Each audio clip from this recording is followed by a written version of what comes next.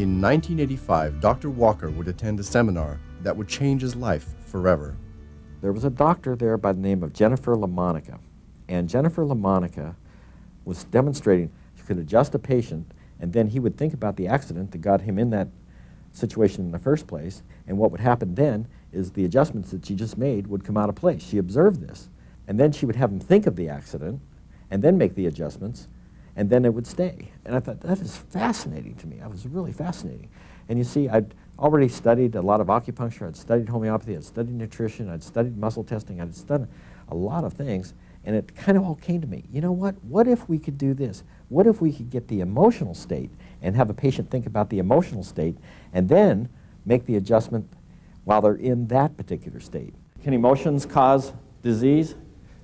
This is one of the most documented things in all of the literature. Emotions definitely can cause this. Actually, emotion can cause death. And emotions are normal and natural and fine.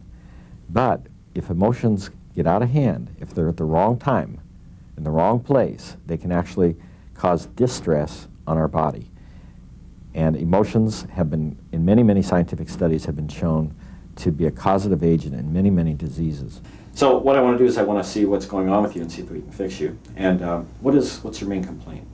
My main complaint is my neck seems stiff, just gets all tightened up. It's hard to move my head completely from side to side. It just sort of...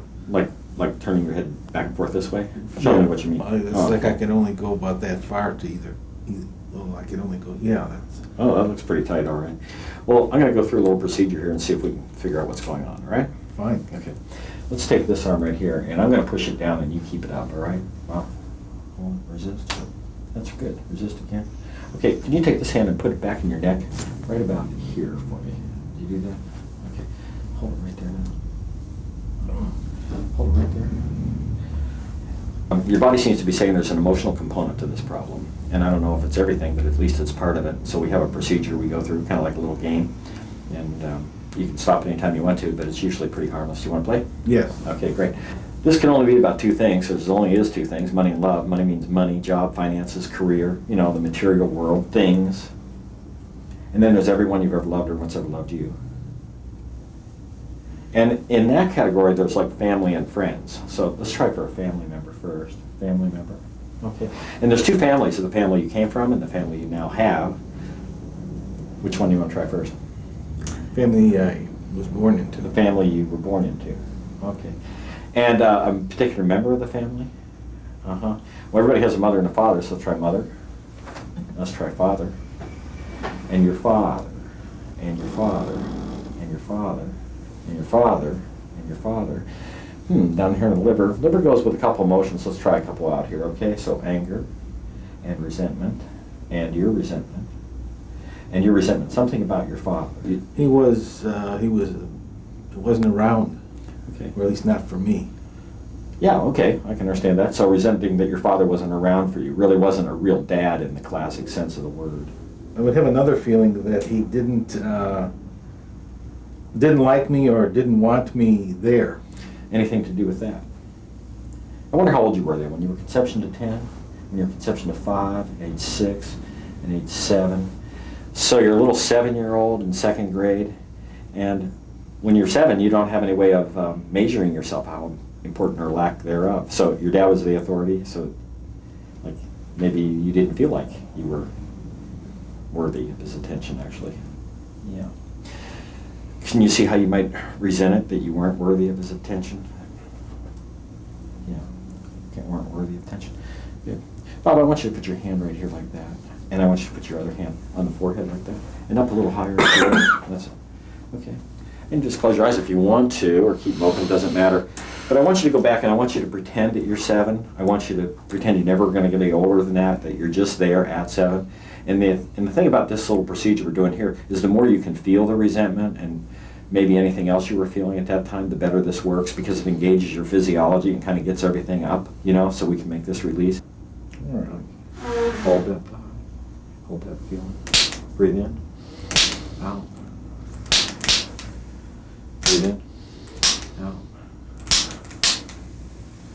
Breathe in. Out. And out.